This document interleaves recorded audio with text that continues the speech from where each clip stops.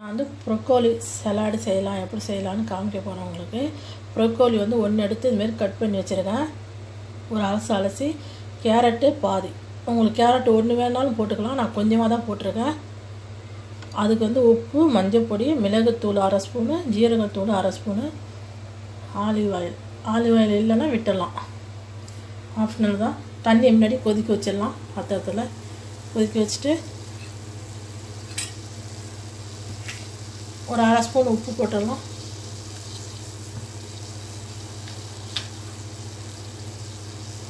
ஒரு ஸ்பூனு மஞ்சள் பொடி போட்டுடலாம்.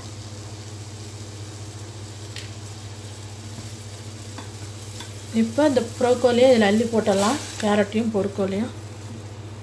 இந்த ப்ரோக்கோலி உடம்புக்கு நல்லது.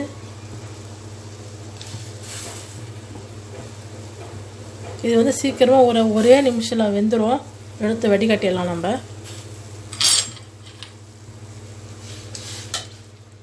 நம்ம உப்புலாம் போட்டிருக்கோம். இது அப்படியே மூடி வச்சிடலாம்.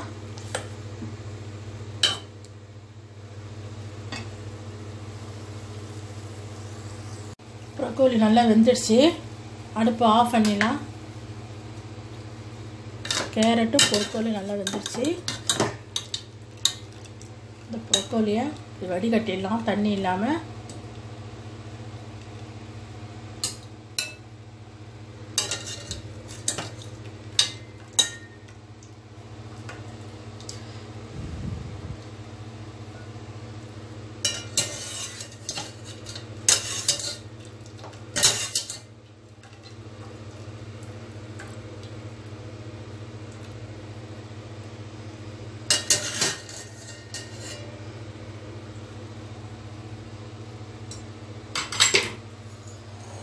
இதை பாருங்க,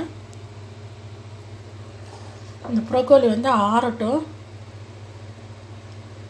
நம்ம இதில் வந்து உப்பு வந்து ஏற்கனவே போட்டிருக்கோம். உப்பு பத்தலைன்னா லைட்டாக உப்பு போட்டுக்கலாம். கொஞ்சம் நேரம் ஆறட்டும்.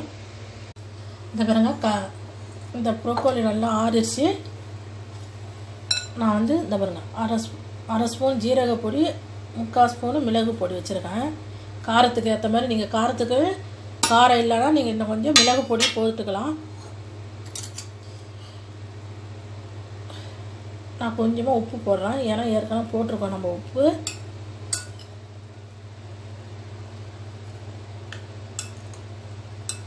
மிளகு பொடி, ஜீரக பொடியெலாம் இதில் வந்து எல்லா இடத்துலையும் பாடுற மாதிரி நல்லா கலக்கணும். இப்போ வந்து நான் வந்து 1/4 ஸ்பூனு ஆலிவா ஊற்றுறேன்.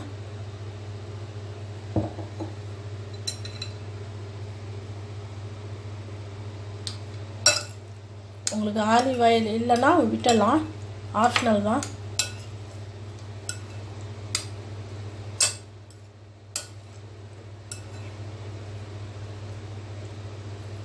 Broccoli carrot salad ரெடிங்க.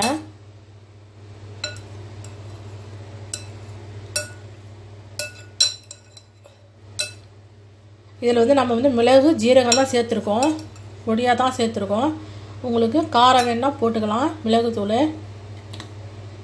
இது ப்ரோக்கோலி சலாடு ரெடிங்க. உங்களுக்கு பிடிச்சிருந்தா லைக் பண்ணுங்கள், ஷேர் பண்ணுங்கள், சப்ஸ்கிரைப் பண்ணுங்கள். வணக்கம்.